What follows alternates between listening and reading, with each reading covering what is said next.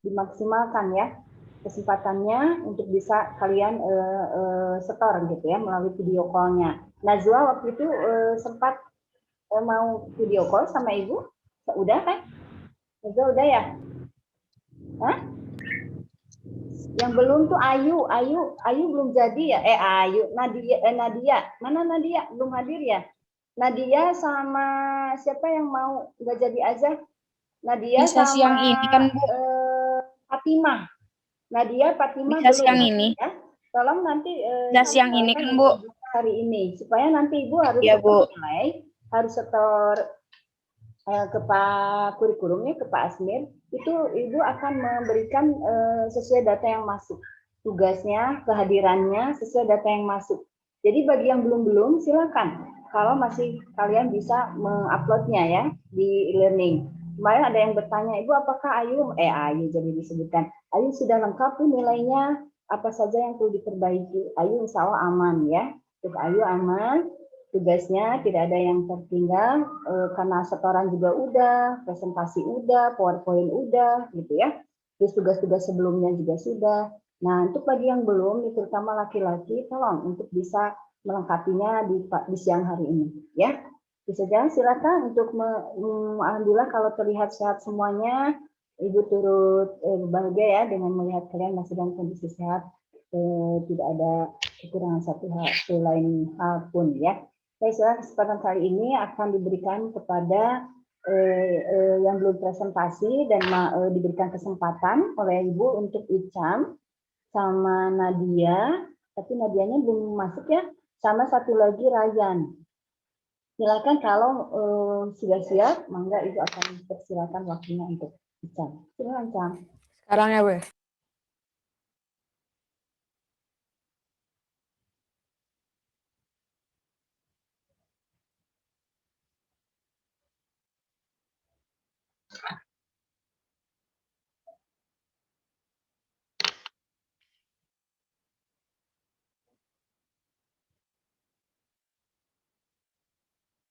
Udah ada, Bu. Saya kan tetap on cam ya. Ya. Tadi sama maaf sebentar sama Icam udah di screenshot? Oh, udah tadi. Oh, udah. Silakan. Udah muncul kan ya? Udah, Cam. Ya, jadi saya, Assalamualaikum warahmatullahi wabarakatuh. Saya Icisam mau presentasi tentang suku Toraja. Mana ini?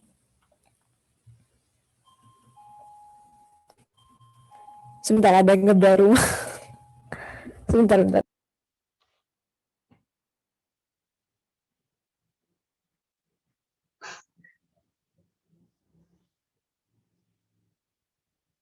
Safira belum kelihatan ya. Mana Safira?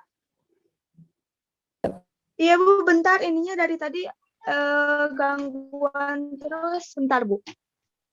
Bentar mau ngunci rambut. Ini juga ya untuk Konita, alhamdulillah Konita sudah lengkap ya Konita. Terus Najwa Iya, Bu. ya.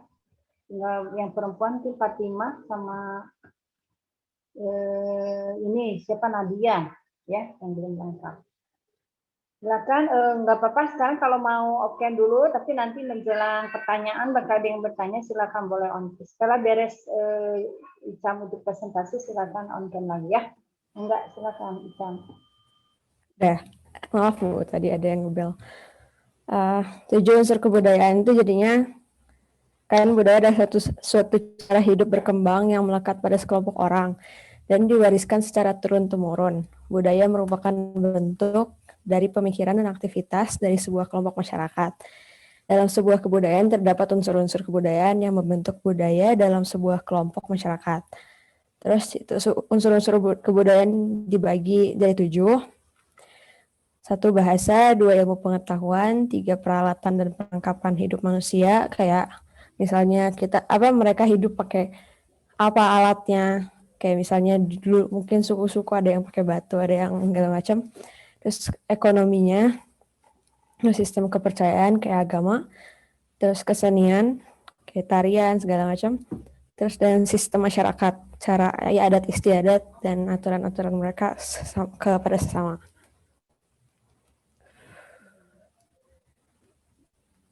Lanjut. Kenapa lama? Bentar.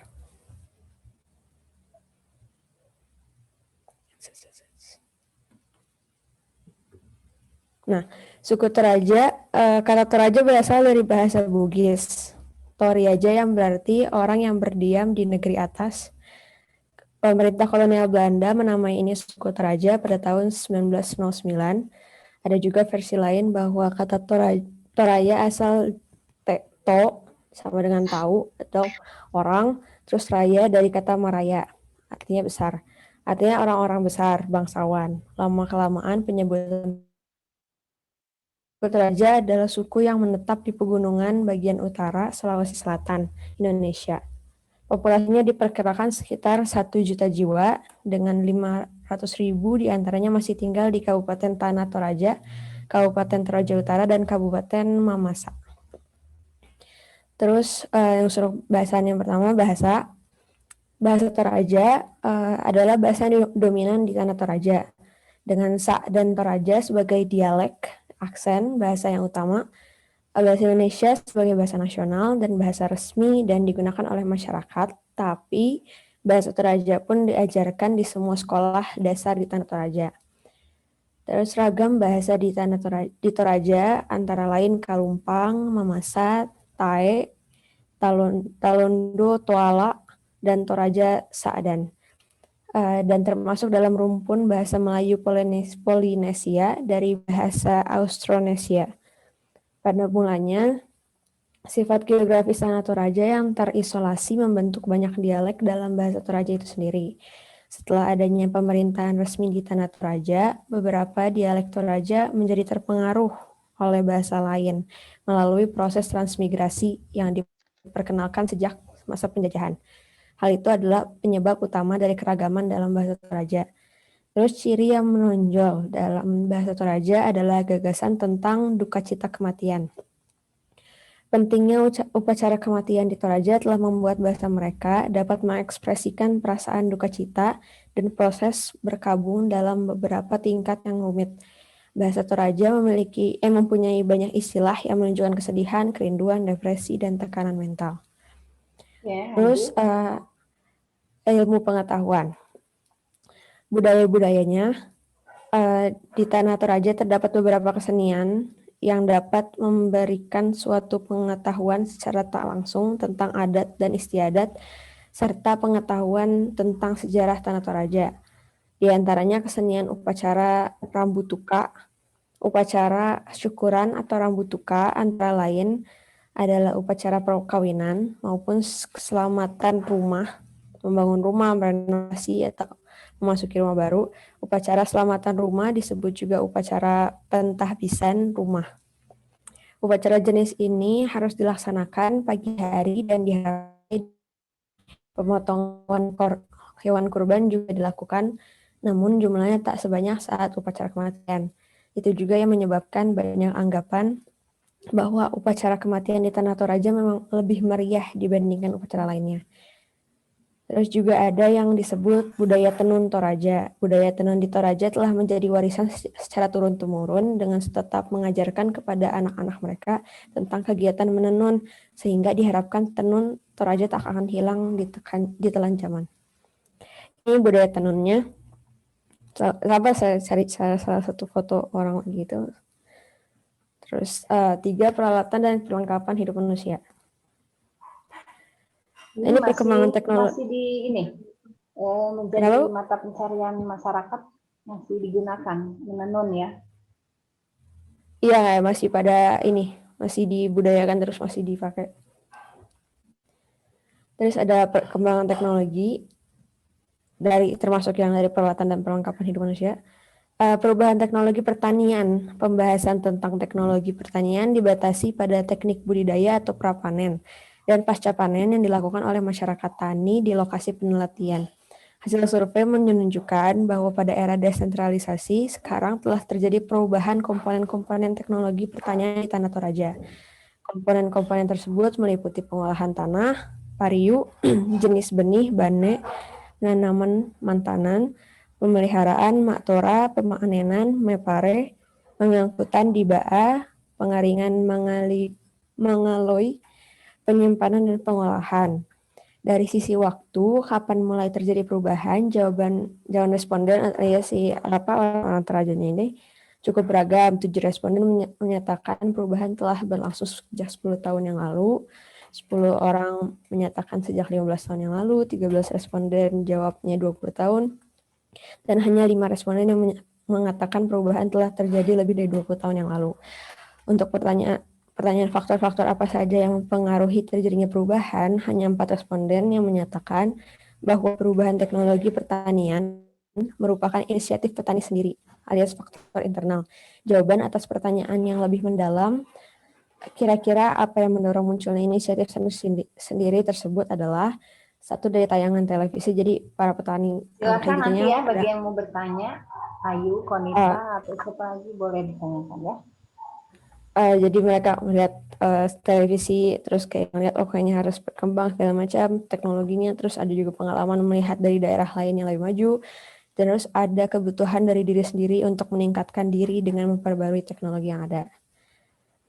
Terus perkembangan teknologi Jadi mereka sudah menayangkan televisi ya, maksudnya? Iya, saya pikir juga masih ketinggalan ya.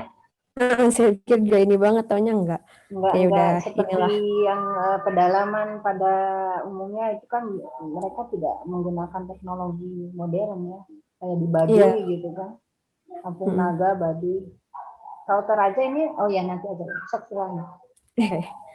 Perkembangan teknologi 3, deskripsi perubahan teknologi pertanian telah terjadi perubahan mendasar pada berbagai kegiatan budidaya pertanian di Tanah Toraja, terutama yang menyangkut berbagai upacara adat.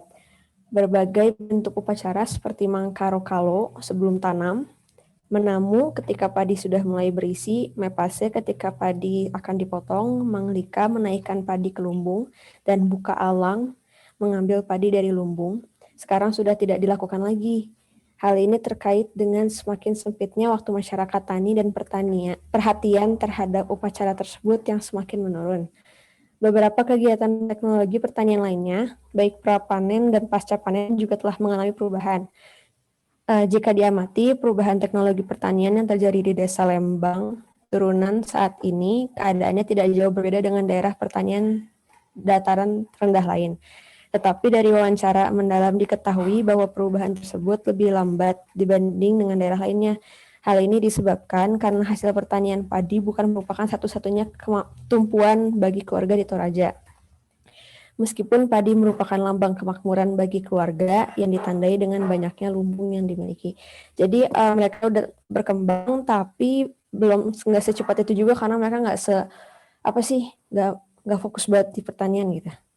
Ya, mata pencarian utama mereka berarti bertani ya?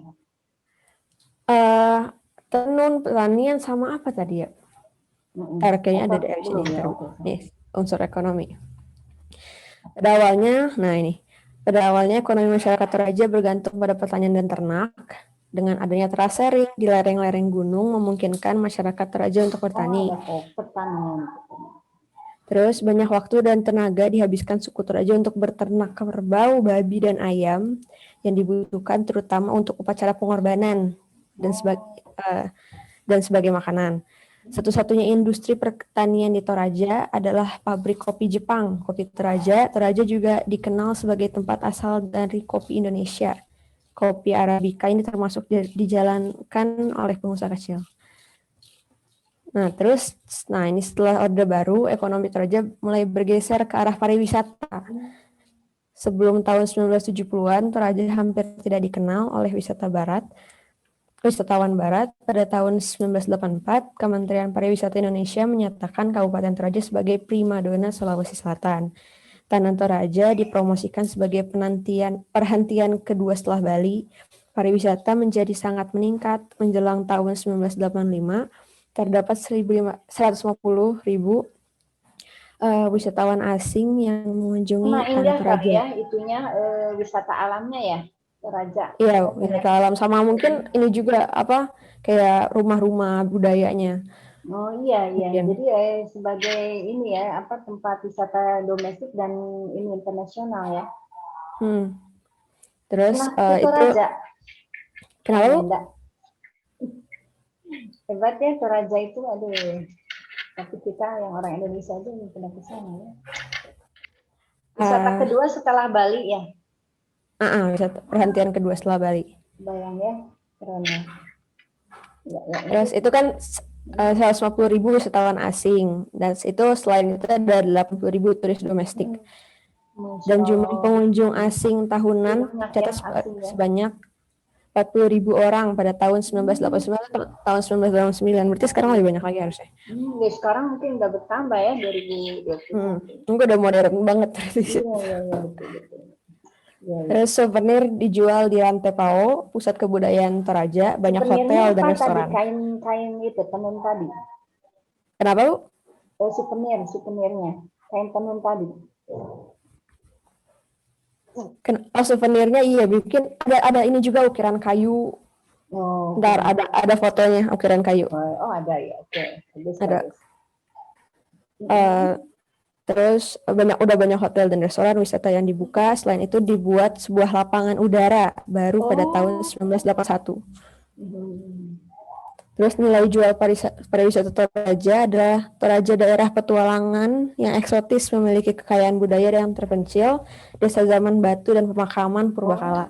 Ya pemakamannya di sini dia agak unik gitu. Ntar saya baru lihat fotonya tadi juga. Nah ini sistem kepercayaannya. Gimana? Lebih mengenal kepercayaan ya dan beragama. Oh iya benar. Sistem kepercayaan Aluk namanya. Sistem kepercayaan tradisional suku Toraja adalah kepercayaan animisme politeistik yang disebut Aluk atau jalan. Kadang diterjemahkan sebagai hukum. Dalam mitos Toraja, leluhur orang Toraja datang dari surga dengan menggunakan tangga yang kemudian digunakan oleh suku Toraja sebagai cara berhubungan dengan Puang Matua, dewa pencipta alam semesta. Mungkin Tuhannya gitu ya. Kalau dewa penciptanya mereka. Di suku Me ya, Ayu di suku Me itu Tuhannya itu Ugatame ya. Ini ya Ayu ya. Kalau di ini berarti Aluk ya. Nama kepercayaannya Aluk. Iya. Terus alam semesta menurut Aluk itu dibagi menjadi dunia atas surga dan dunia manusia bumi dan dunia bawah J3.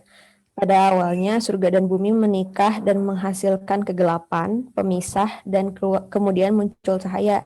Hewan tinggal di dunia bawah yang dilambangkan dengan tempat berbentuk persegi panjang yang dibatasi oleh 4 pilar.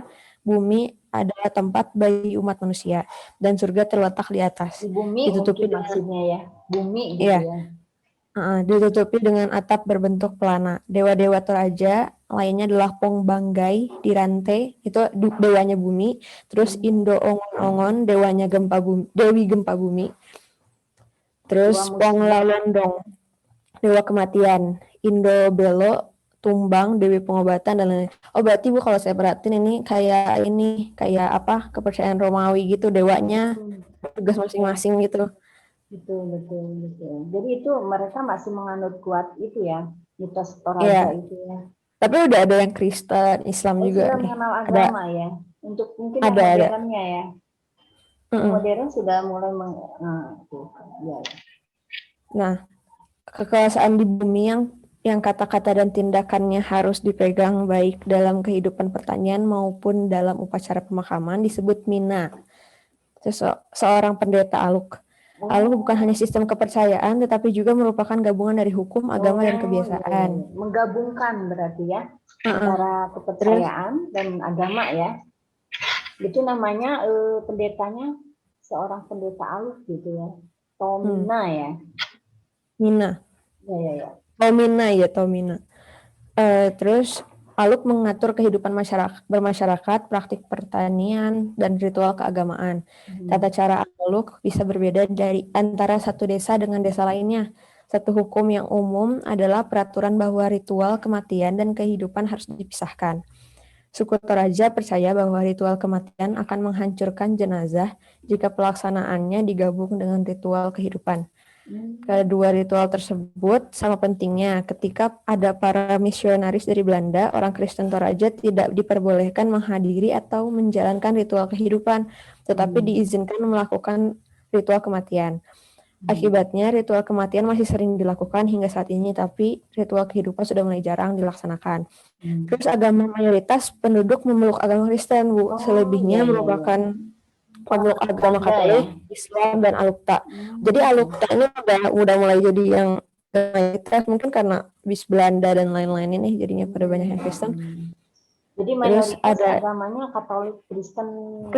enggak Kristen Katolik, Kristen. Kristen beda kan Katolik ada dua. Ya Kristen aja ya. Tapi ada di sini pemeluk agama Katolik. Iya ada Katolik, Islam, dan Alukta, tapi nggak mayoritas kalau Katolik. Terus tuh kayak gereja Kristen ada 11, Katolik ada 1 doang, masjid juga cuma 1. Tapi mayoritasnya Kristen ya. Nah ini yang kerbau ini, kayaknya sih saya perhatiin ini yang acara pengorbanan itu kerbau. Terus kalau ini yang berdiri nggak tahu apa, saya cari aja. Terus, nah ini kesenian. Ini ada rumah tongkonan. Tongkonan adalah rumah tradisional Toraja yang berdiri di atas tumpukan kayu dan dihiasi dengan ukiran berwarna merah, hitam, dan kuning. Kata tongkonan berasal dari bahasa Toraja tongkon alias duduk. Tongkonan merupakan pusat kehidupan sosial suku Toraja. Ritual yang berhubungan dengan tongkonan sangatlah penting dalam kehidupan spiritual suku Toraja. Oleh karena itu, semua anggota keluarga diharuskan ikut serta karena tongkonan melambangkan hubungan mereka dengan leluhur. Pembangunan tongkonan adalah pekerjaan yang melelahkan dan biasanya dilakukan dengan bantuan keluarga besar. Ada 3 jenis tongkonan. Tongkonan layuk adalah tempat kekuasaan tertinggi yang digunakan sebagai pusat pemerintahan. Tongkonan pekamberan adalah milik anggota keluarga yang memiliki wewenang tertentu dalam adat dan tradisi lokal, sedangkan anggota keluarga biasa tinggal di tongkonan batu. Eksklusivitas kaum bangsawan atas tongkonan semakin berkurang seiring banyaknya rakyat biasa yang mencari pekerjaan yang menguntungkan di daerah lain di Indonesia. Setelah memperoleh cukup uang, orang biasa pun mampu membangun tongkonan yang besar. Pembangunan tongkonan adalah pekerjaan yang melelahkan. Udah tadi dibacain. Ini contoh tongkonan, tapi saya nggak tahu nih yang mana. Nggak tahu yang batu, yang mana, cuman kayaknya ini carinya langsung namun kayak gini. Kayak di Minang ya, Konita ya. Ciri khas rumah Minang juga gini ya, ada ya ciri khasnya ya. Rumah itu juga di Papua juga sama, itu yang memisahkan antara laki-laki dan perempuan ya. Ada rumah yang memisahkan. Ya, lanjut. Nah, ini ada 4 jenis tongkonan. Tongkonan layuk atau tongkonan pesio aluk, tongkonan tempat menciptakan dan menyusun aturan-aturan sosial keagamaan. Ya? Iya, yang tempat kekuasaan tertinggi sebagai pusat pemerintahannya anggaplah kayak istana negara. Oh iya betul. Yang buat ininya gitu. Ya, ada kerjaan mereka buat gituannya. Ya. Terus tongkonan pekamberan atau pekaindoran yang buat, nah ini tempat pengurusnya. Jadi kalau itu kan pusat pemerintahan ini mungkin tempatnya cuma buat mereka rapat kali ya, kayak gitu. Kalau yang tongkonan pekamberan atau pekaindoran, si politisinya ini pada tinggal di situ. Kayak gitu deh. Terus ini apa pejabat pemerintahnya gitu ya? Iya, pejabat pemerintahnya. Di sini nih. Di soalnya di sini tulisannya merupakan milik anggota keluarga yang memiliki wewenang tertentu dalam adat dan tradisi lokal, sedangkan anggota keluarga itu di tongkonan batu. Terus, nah ini tongkonan batu, tongkonan yang berfungsi sebagai tongkonan penunjang. Tongkonan ini mengatur dan berperan dalam membina persatuan keluarga serta membina warisan tongkonan. Terus yang terakhir tongkonan Marimbuna, yaitu tongkonan yang terletak di Kelurahan Tikala sekitar 6 km arah utara Rantepao. Marimbuna merupakan nama dari orang pertama yang datang di daerah ini. Peninggalannya berupa rumah sekaligus tempat mandi yang letaknya berada di atas karang, liang batu yang proses pembuatannya dipahat dengan menggunakan kayu, serta ada juga kuburan Marimbuna yang diukir berbentuk perahu dan kerbau berdiri. Di sini terdapat jasad Marimbuna yang tinggal tulangnya saja, namun rambutnya tetap menempel di dahinya. Nah, ini ukuran kayu. Ukuran kayu Toraja, setiap panel melambangkan niat baik. Bahasa Toraja hanya diucapkan dan tidak memiliki sistem tulisan. Untuk menunjukkan konsep keagamaan dan sosial, suku Toraja membuat ukiran kayu dan menyebutnya Pak Surra atau tulisan. Oleh karena itu, ukiran kayu merupakan perwujudan budaya Toraja. Setiap ukiran juga ya. Ya. Setiap ukiran memiliki nama khusus. Motifnya biasanya adalah hewan dan tanaman yang melambangkan kebajikan. Contohnya tanaman air seperti gulma air dan hewan seperti kepiting dan kecebong yang melambangkan kesuburan. Contoh ukiran kayu Toraja terdiri atas 15 panel persegi. Terus panel tengah bawah melambangkan kerbau atau kekayaan sebagai harapan agar suatu keluarga memperoleh banyak kerbau. Panel tengah melambangkan simpul dan kotak. Sebuah harapan agar semua keturunan keluarga akan bahagia dan hidup dalam kedamaian, seperti barang-barang yang tersimpan dalam sebuah kotak. Terus kotak bagian kiri, atas dan kanan, atas melambangkan hewan air, menunjukkan kebutuhan untuk bergerak cepat dan bekerja keras, seperti hewan yang bergerak di permukaan air. Hal ini juga menunjukkan adanya kebutuhan akan keahlian tertentu untuk menghasilkan hasil yang baik. Terus, keteraturan dan ketertiban merupakan ciri umum dalam ukiran kayu Toraja. Selain itu, ukiran kayu Toraja juga abstrak dan geometris. Alam sering digunakan sebagai dasar ornamen Toraja ketika alam penuh dengan abstraksi dan geometri yang teratur. Karena alam, ya. Terus, ornamen Toraja dipelajari dalam etnomatematika dengan tujuan mengungkap struktur matematikanya, meskipun suku Toraja membuat ukiran ini hanya berdasarkan taksiran mereka sendiri. Terus suku Toraja menggunakan bambu untuk membuat ornamen geometris. Ini contohnya yang saya nemu sih ini ya, cuman nggak kelihatan juga itu tadi bentuk apa kayak yang kotak-kotak 15. Kayu ukirannya ya? Cuman mirip-mirip semua kayak gini. Cuman kayak pas saya cari di Google gini-gini semua gambarnya. Iya, ini unik ininya motifnya ya. Ciri khas Toraja gini Mungkin yang kerbau. Kerbau ini. Lanjut ya, Bu. Ya. Terus ini upacara pemakaman. Tempat penguburan Toraja yang diukir. Jadi tempat pemakaman itu diukir. Kenapa? Nggak dikubur. Coba ya. Nggak tahu nih, terus. Dalam masyarakat Toraja, upacara pemakaman merupakan ritual yang paling penting dan berbiaya mahal. Semakin kaya dan berkuasa seseorang, maka biaya upacara pemakamannya akan semakin mahal.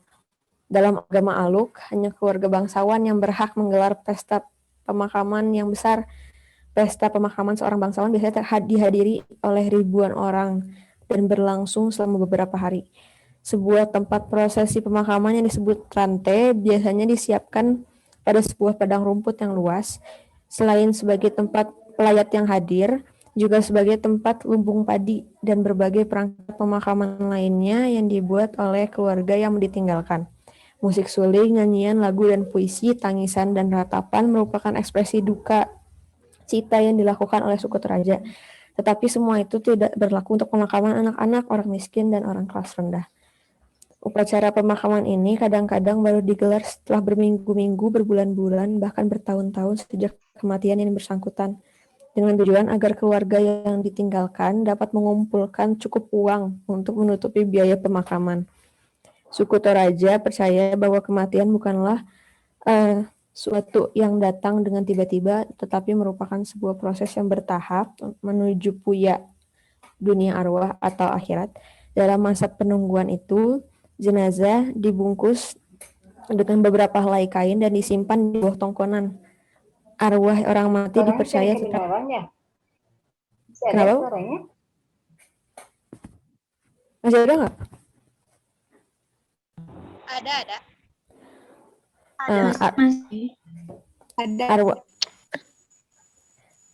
Arwah orang mati dipercaya tetap tinggal di desa sampai upacara pemakaman selesai. Setelah itu arwah akan melakukan perjalanan ke puya. Ya jadi benar gak dikubur, disimpan di bawah rumah. sampai upacaranya pemakamannya selesai. Nah ini makamnya. Bagian lain dari Alhamdulillah bisa bergabung kembali. Silakan Ayu bisa dilanjut. Icam bisa dilanjutkan ya. Oke, Bu.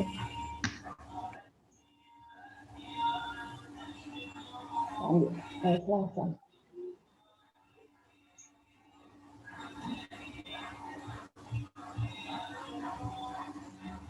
Tadi yang kedua ukiran ya. Sekarang mau makam. Iya, ya. Upacara pemakaman ya. Bagian lain dari pemakaman adalah penyembelihan kerbau. Semakin berkuasa seseorang, maka semakin banyak kerbau yang disembelih. Penyembelihan dilakukan dengan menggunakan golok. Bangkai kerbau, termasuk kepalanya, dijajarkan di padang menunggu pemiliknya yang sedang dalam masa tertidur. Suku Toraja percaya bahwa arwah membutuhkan kerbau untuk melakukan perjalanannya dan akan lebih cepat sampai puya alias dunia akhirat jika ada banyak kerbau. Penyembelihan puluhan kerbau dan ratusan babi merupakan puncak upacara pemakaman yang diiringi musik dan tarian para pemuda yang menangkap darah yang muncrat dengan bambu panjang. Sebagian daging tersebut diberikan kepada para tamu dan dicatat karena hal itu akan dianggap sebagai utang pada keluarga almarhum. Terus ada 3 cara pemakaman. Peti mati dapat disimpan di dalam gua atau di makam batu berukir atau digantung di tebing. Orang kaya kadang-kadang dikubur di makam batu berukir. Makam tersebut biasanya mahal dan waktu pembuatannya sekitar beberapa bulan. Di jadi beberapa tetap ada yang dimakamkan ya, katanya bukan? Iya Bu, jadi awalnya disimpan dulu di bawah tongkonan itu, terus sampai upacara pemakaman selesai, baru tuh mereka dikubur lah istilahnya, di makam. Gitu. Dikubur mah enggak lah ya, soalnya kan dibentuknya bukan dikubur gitu. Terus di beberapa daerah gua batu digunakan untuk menyimpan jenazah seluruh anggota keluarga. Patung kayu yang disebut tahu-tahu biasanya diletakkan di gua dan menghadap keluar. Peti mati bayi atau anak-anak digantung dengan tali di sisi tebing. Tali tersebut biasanya bertahan selama setahun sebelum membusuk dan membuat petinya terjatuh. Nah ini apa makamnya ini? Kalau saya lihat, makanya itu yang peti kayu. Ini manusia. Gak paham saya juga apa cuman ukiran bentukannya doang. Ini aja hanya bukan kayaknya. Miniatur. Kayaknya gambarannya aja kayak. Gambar ya. Kayak apa sih patung? Tapi ini pemakamannya seperti ini gitu ya. Ya saya cari sih gambarnya yang muncul kayak gini-gini ya. Ya tapi ini maksudnya area pemakaman itu mungkin yang peti kayu gitu loh ya. Ya. Yang gua batu. Nah ini musik dan tariannya. Suku Toraja melakukan tarian dalam berbagai acara, kebanyakan dalam upacara penguburan. Mereka menari untuk menunjukkan rasa duka cita dan untuk menghormati sekaligus menyemangati arwah almarhum karena sang arwah akan menjalani perjalanan panjang menuju akhirat. Pertama, sekelompok pria membentuk lingkaran dan menyanyikan lagu sepanjang malam untuk menghormati almarhum. Ritual tersebut disebut Mak Badong. Ritual tersebut dianggap sebagai komponen terpenting dalam upacara pemakaman. Pada hari kedua pemakaman, tarian prajurit Mak Randing ditampilkan untuk memuji keberanian almarhum semasa hidupnya. Beberapa orang pria melakukan tarian dengan pedang, perisai besar, dan dari kulit kerbau, helm tanduk kerbau, dan berbagai ornamen lainnya. Terus, saya enggak ya ini, enggak nyari. Aneh gitu loh ya. Takut kebanyakan soalnya Bu. Ya aneh gitu, enggak umumnya gitu, ada ini tarian kepada almarhum gitu ya. Ya lanjut.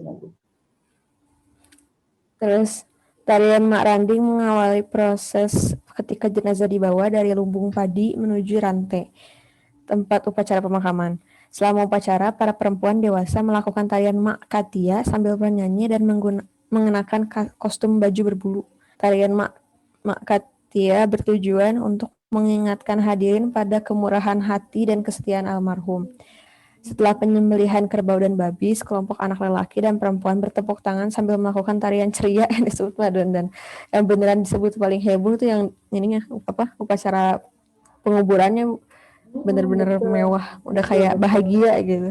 Tapi itu bagi yang kaya ya yang melakukan upacara penguburan seperti itu ya. Kalau di Kalau Bali ya itu kan dari ada kepercayaan ngaben aluk, kayak gitu. Di Bali juga ngaben itu memakan biaya yang sangat besar. Semakin tinggi status sosialnya, maka semakin meriah itu upacara ngabennya. Ya, sama mungkin ini juga seperti itu ya. Ya, lanjut. terus ini tarian mangganda ditampilkan pada ritual mak bua. Seperti di masyarakat agraris lainnya, suku Toraja bernyanyi dan menari selama musim panen. Tarian mak bugi dilakukan untuk merayakan hari pengucapan syukur, dan tarian mak gandangi ditampilkan ketika suku Toraja sedang menumbuk beras. Ada beberapa tarian perang, misalnya tarian manimbong yang dilakukan oleh pria dan kemudian diikuti oleh tarian mak dandang oleh perempuan. Terus agama aluk mengatur kapan dan bagaimana suku Toraja menari. Sebuah tarian disebut mak buah hanya bisa dilakukan 12 tahun sekali. Jauh lama. Mak buah adalah upacara Toraja yang penting ketika pemuka agama mengenakan kepala kerbau dan menari di sekeliling pohon suci. Alat musik tradisional Toraja adalah suling bambu yang disebut Pak Suling. Suling berlubang 6 ini dimainkan pada banyak tarian, seperti tarian Mak Bondensan. Ketika alat ini dimainkan bersama sekelompok pria yang menari dengan tidak berbaju dan berkuku jari panjang. Iya, nggak pakai baju. Atasan doang kali celana pakai. Iya. Kalau tidak berpakaian baru mungkin. Iya, ya bagian atasnya ya. Terus Mereka bertelanjang gitu, tapi bukan telanjang dari atas ke bawah gitu ya. Iya, iya. Ya, lanjut. Terus suku Toraja juga mempunyai alat musik lainnya, misalnya Pak Pele yang dibuat dari daun palem dan dimainkan pada waktu panen ketika upacara pembukaan rumah. Sistem masyarakat yang terakhir. Terakhir ya. Dalam masyarakat Toraja, awal hubungan keluarga bertalian dekat dengan kelas sosial. Ada juga tingkatan kelas sosial bangsawan, orang desa, dan budak. Perbudakan dihapuskan pada tahun 1909 pada pemerintahan Hindia Belanda. Kelas sosial diturunkan melalui ibu. Tidak diperbolehkan oleh menikahi perempuan dari kelas yang lebih rendah, tetapi diizinkan untuk menikahi perempuan dari kelas yang lebih tinggi. Ini bertujuan untuk meningkatkan status pada keturunan berikutnya. Sikap dari bangsawan terhadap rakyat jelata masih dipertahankan hingga saat ini karena alasan martabat keluarga. Terus kaum bangsawan yang dipercaya sebagai keturunan dari surga tinggal di tongkonan, sementara rakyat jelata tinggal di rumah yang lebih sederhana, pondok bambu yang disebut banua. Budak tinggal di gubuk kecil yang dibangun di dekat tongkonan milik tuan mereka. Rakyat jelata boleh menikahi siapa saja, tetapi para bangsawan biasanya melakukan pernikahan dalam keluarga untuk menjaga kemurnian status mereka. Jadi tidak disarankan yang kalangan bangsawan atau raja itu menikahi bawah ya? Ya, mereka harus pokoknya sama perempuan yang lebih tinggi harus. Jadi nggak ada disangka bisa sama rakyat bawah. Enggak ya? Dengan tujuannya apa tadi?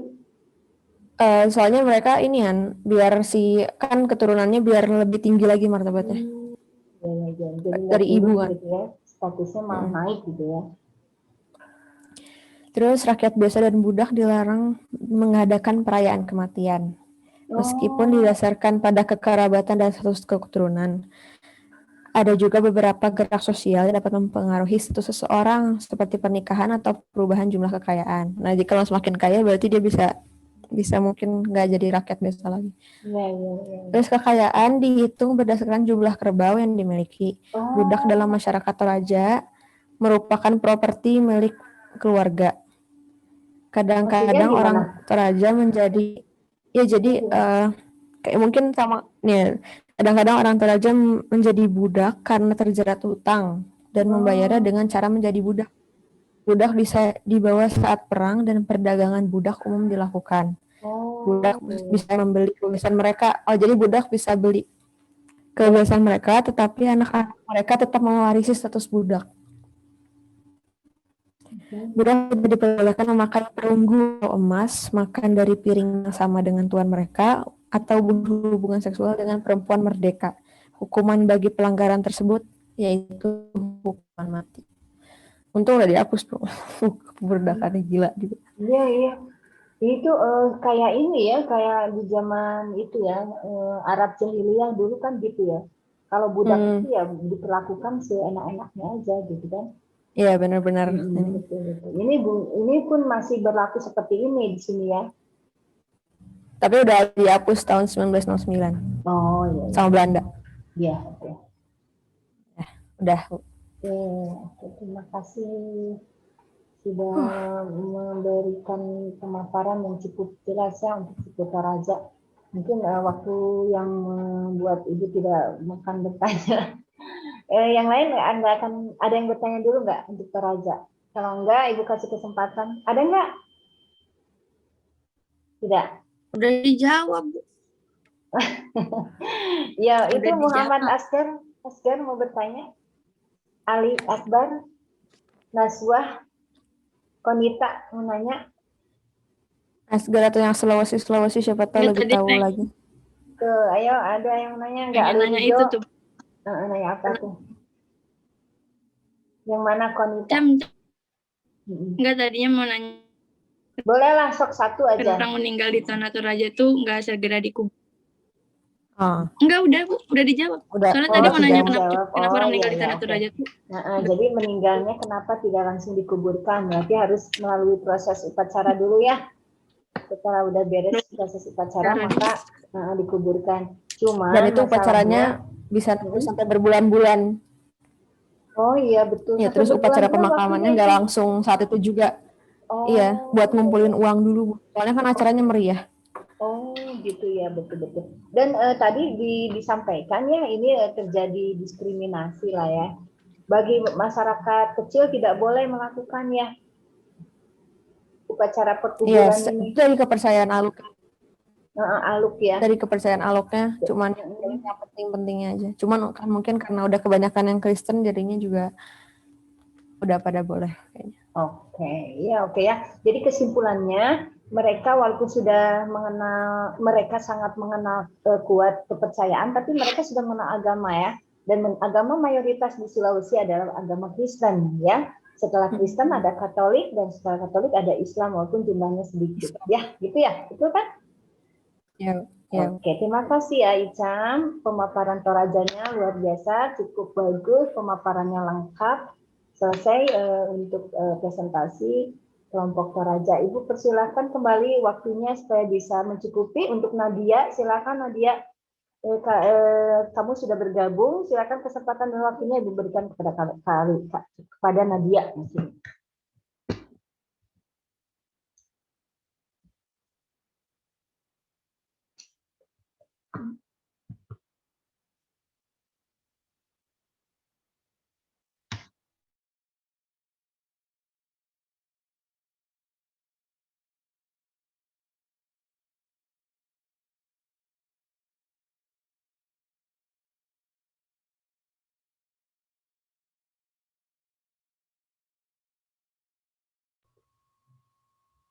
Udah kelihatan, Bu?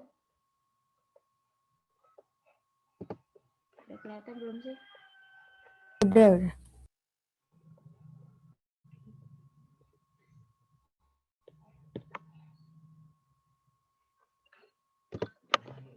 Assalamualaikum warahmatullahi wabarakatuh.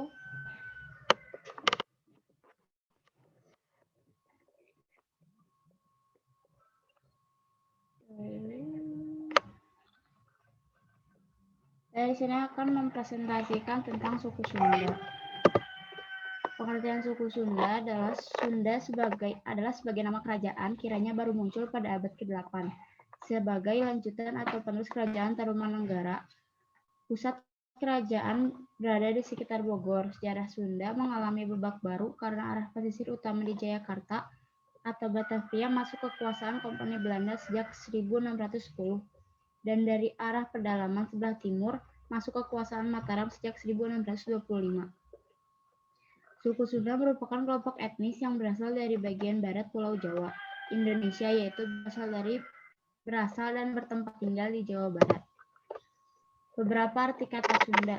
Sunda dari kata Saunda berarti lumbung, bermakna subur dan makmur. Sunda dari kata sonda berarti bahagia. Sunda dari kata sonda juga berarti sesuai dengan keinginan hati. Sunda dari kata sundara berarti lelaki yang tampan. Sunda dari kata sundari berarti wanita yang cantik. Sunda dari kata sundara, nama dewa kamaja atau penuh rasa cinta kasih. Sunda berarti indah. 7 unsur kebudayaan. Yang pertama ada sistem peralatan dan teknologi. Sistem peralatan masyarakat Sunda terdapat pada senjata tradisionalnya yaitu kujang. Senjata seperti kujang Bentar ini dipotong, Cam. Nanti screenshot lagi ya, Cam. Di tengah-tengah sedang berjalan ya. Oke, makasih. Ya, Nadia. Senjata seperti kujang ini disimpan sebagai pusaka yang digunakan untuk melindungi rumah dari bahaya dengan meletakkan di atas tempat tidur. Menurut sebagian orang, kujang mempunyai kekuatan tertentu yang berasal dari dewa Hyang. Kujang juga dipakai sebagai salah satu estetika dalam beberapa organisasi pemerintah. Dengan perkembangan kemajuan, teknologi, budaya, sosial, dan ekonomi masyarakat Sunda, kujang juga mengalami perkembangan dan pergeseran bentuk, fungsi, dan makna. Dari sebuah peralatan pertanian, kujang berkembang menjadi sebuah benda yang memiliki karakter tersendiri dan cenderung menjadi senjata yang bernilai simbolik dan sakral. Berdasarkan fungsi, kujang terbagi menjadi 4 antara lain, kujang pusaka untuk lambang keagungan dan perlindungan keselamatan, kujang pakarang untuk berperang, kujang pangarap Mohon sebentar, sebagai alat. Emat. Mohon perhatiannya untuk seluruh murid ya. Walaupun ini suku Sunda, terkadang kita pun suku Sunda, tapi kita kadang nggak tahu sejarahnya ya. Bagaimana munculnya suku Sunda ini. Jadi angka baiknya kita perhatikan, baik-baik kita simak penuturan Nadia Ali ini suku kita ya, bagi yang berasal dari suku Sunda gitu ya. Nah mungkin untuk yang suku selain Sunda ini sebagai pengetahuan baru gitu ya, bahwa ternyata suku Sunda itu seperti ini. Kadang kan kita datang ke suku yang bukan tempat berasalnya suku kita, kayak misalnya orang Sulawesi, orang Kalimantan, datang ke Bandung gitu kan. Katanya dia tidak mengetahui bagaimana tentang suku Sunda itu sendiri. Jadi pada saat pemaparan ini baik juga nih ya, untuk kayak Ali, Mutada, Ali Ridho, Ali Asgar gitu ya. Jadi bagus sekali ini kalau kalian mau memperhatikan ya. Silakan semuanya kalau bisa tetap on, tetap memperhatikan semua pemaparan yang disampaikan oleh Nadia ya. Nadia, Ibu tanya, Nadia suku Sunda juga? Iya, Bu. Oke, dari Sunda ya. Berarti kamu nggak salah memilih ini sebagai pilihan kamu, suku Sunda ya. Karena terkadang kita ibu sendiri orang Sunda nggak tahu asal muasalnya suku Sunda itu seperti apa. Tahunya ibu dilahirkan setelah berada di lingkungan suku Sunda gitu ya. Oke, jadi bagus sekali. Lanjut, enggak? Selanjutnya ada kujang pamangkas sebagai alat untuk berladang. Teknologi di masyarakat Sunda pula saat ini sudah berkembang pesat. Masyarakat saat ini sudah banyak mengenal dan bahkan memiliki benda-benda elektronik. Tetapi ada pula masyarakat Sunda yang masih kental dengan adat dan menghindari tentang adanya teknologi dan unsur modern. Contohnya adalah masyarakat Baduy. Mereka memang tidak begitu suka dengan perubahan teknologi karena bagi mereka adat leluhur dari nenek moyang haruslah tetap dijalankan. Yang kedua ada bahasa. Bahasa Sunda mengenal tingkatan dalam bahasa, yaitu bahasa membedakan golongan usia dan status sosial antara lain yaitu bahasa Sunda lemes atau halus, yaitu dipergunakan untuk berbicara kepada orang tua, orang yang dituakan atau disegani. Selanjutnya ada bahasa Sunda sedang, yaitu digunakan antara orang yang setara, baik usia maupun status sosialnya. Selanjutnya ada bahasa Sunda kasar, yaitu digunakan oleh atasan kepada bawahan atau kepada orang yang status sosialnya lebih rendah. Namun demikian di Serang dan di Cilegon lebih lazim menggunakan bahasa Sunda Banyumasan atau bahasa Jawa tingkatan kasar, digunakan oleh teknik pendatang dari suku Jawa. Selanjutnya ada mata pencaharian. Mata pencaharian pokok masyarakat Sunda adalah bidang perkebunan seperti kebun teh, kelapa sawit, karet, dan kina. Di bidang pertanian ada padi, palawija, dan sayur-sayuran. Di bidang perikanan ada tambak udang dan perikanan ikan payau. Selain bertani, berkebun, dan mengelola perikanan, ada juga yang bermata pencaharian sebagai pedagang, pengrajin, dan peternak. Selanjutnya ada sistem kemasyarakatan atau organisasi sosial, parental atau bilateral, yaitu mengikuti garis keturunan kedua belah pihak orang tua, yaitu bapak dan ibu. Dalam keluarga Sunda, bapak yang bertindak sebagai kepala keluarga. Ikatan kekeluargaan yang kuat dan peranan agama Islam yang sangat mempengaruhi adat istiadat menawari seluruh sendi kehidupan suku Sunda. Dalam Sunda dikenal pula kosakata sejarah dan sarsilah atau silsilah-silsilah, yang maknanya kurang lebih sama dengan kosakata sejarah dan silsilah dalam bahasa Indonesia. Makna sejarah adalah susunan galur atau garis keturunan. Pada saat menikah, orang Sunda tidak ada keharusan menikah dengan keturunan tertentu, asal tidak melanggar ketentuan agama. Selain menikah, pengantin baru bisa tinggal di tempat kediaman istri atau suami, tetapi pada umumnya mereka memilih tinggal di tempat baru atau neolokal. Dilihat dari sudut ego, orang Sunda mengenal istilah 7 generasi ke atas dan 7 generasi ke bawah.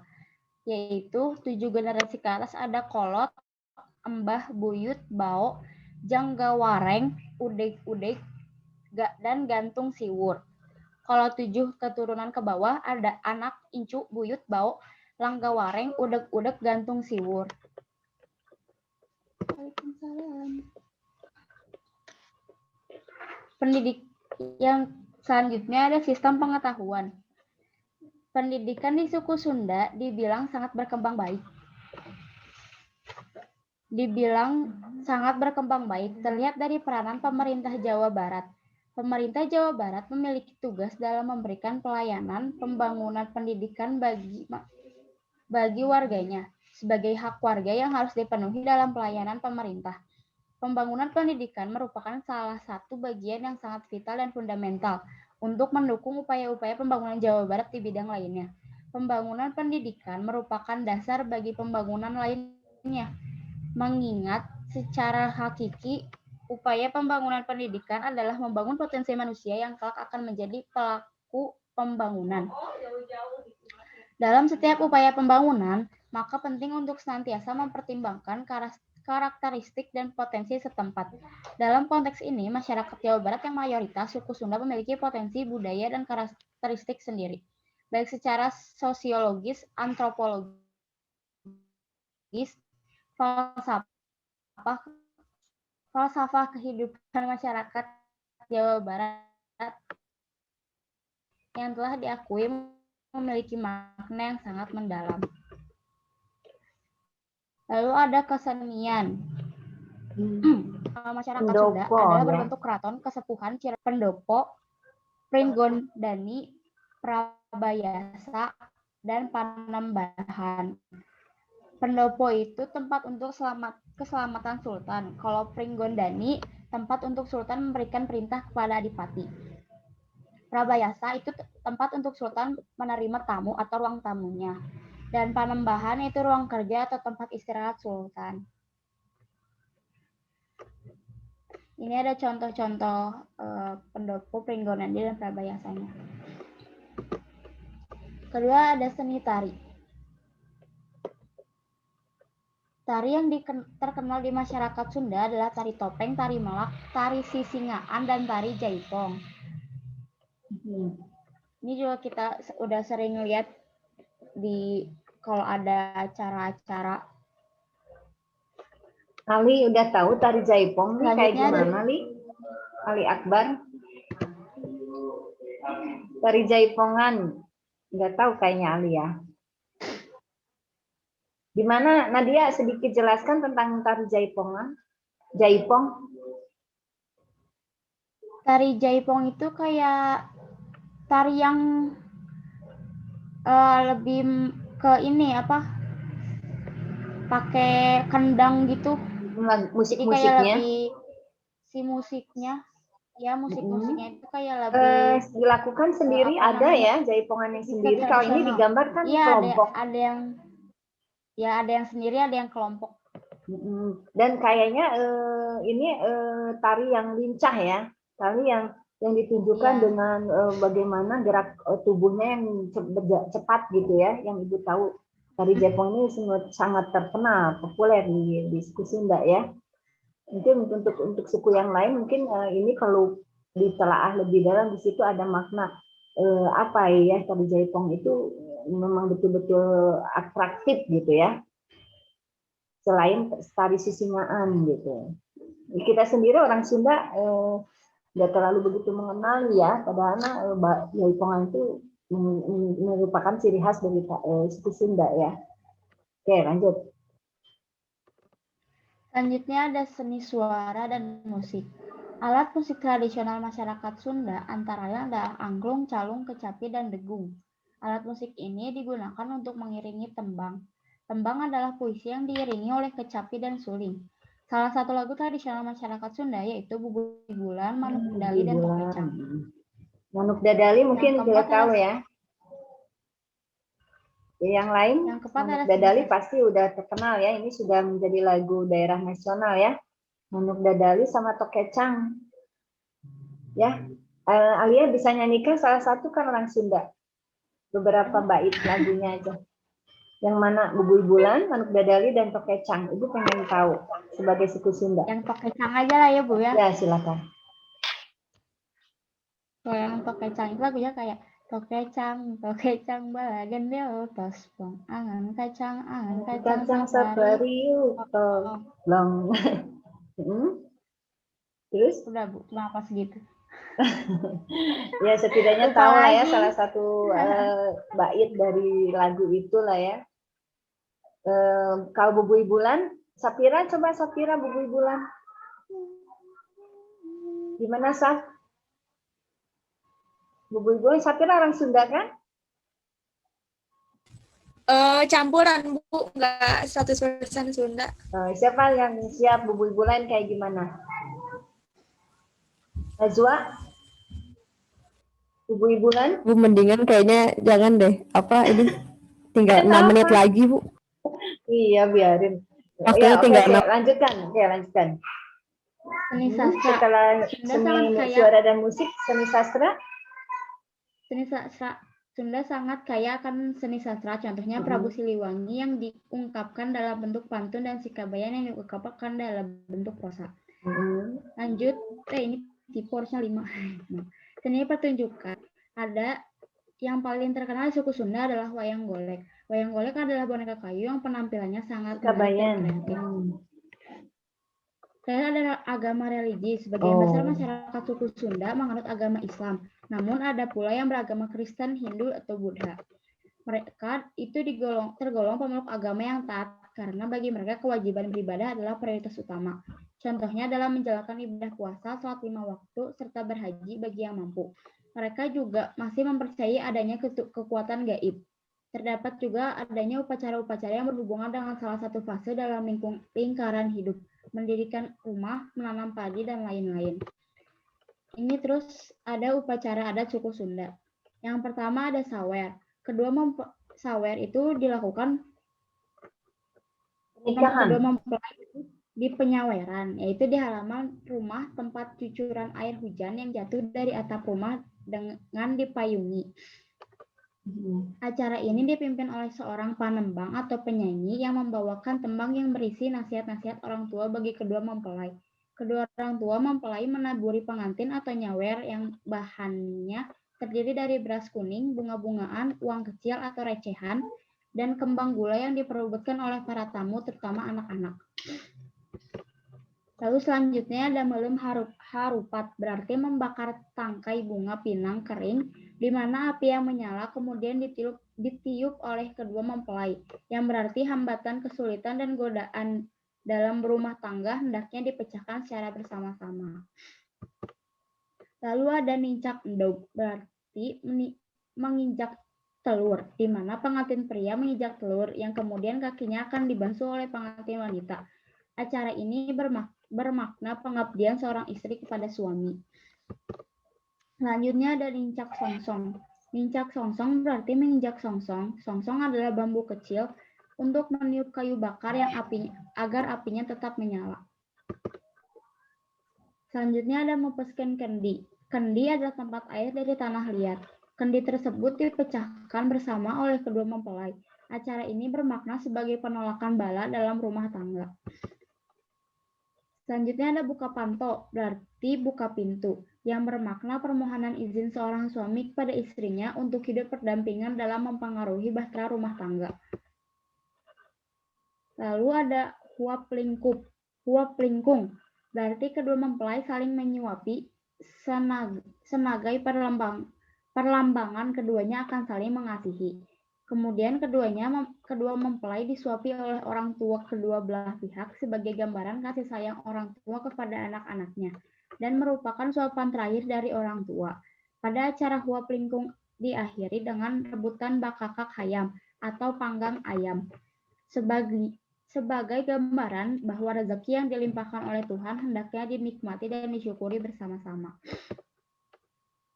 Setelah usai upacara adat ini dilakukan dengan penerimaan upacara selamat dan doa restu dari seluruh keluarga, handai taulan dan para tamu.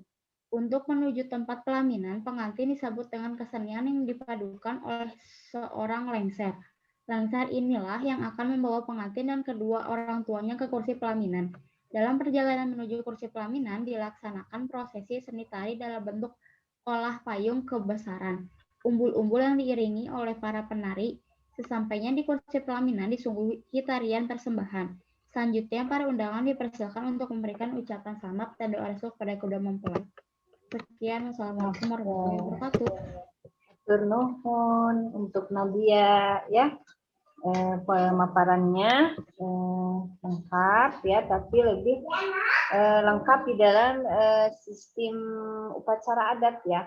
Nah, upacara adat yang tadi beberapa disampaikan itu penuh syarat, penuh makna ya, syarat penuh arti lambang ya, karena memang orang Sunda itu kalau yang mau menikah beberapa masyarakat sudah selalu menggunakan adat tersebut ya. Mungkin yang orang Sunda pasti sering ya pada saat menyaksikan pernikahan ya diawali dengan upacara adat pernikahan orang Sunda ya. Jadi kalau tadi Icam itu lebih kepada bagaimana upacara adat pemakaman gitu ya. Di Toraja itu justru yang muncul adalah upacara adat pemakaman yang begitu meriah dan sangat dipentingkan oleh masyarakatnya. Berbeda dengan suku Sunda.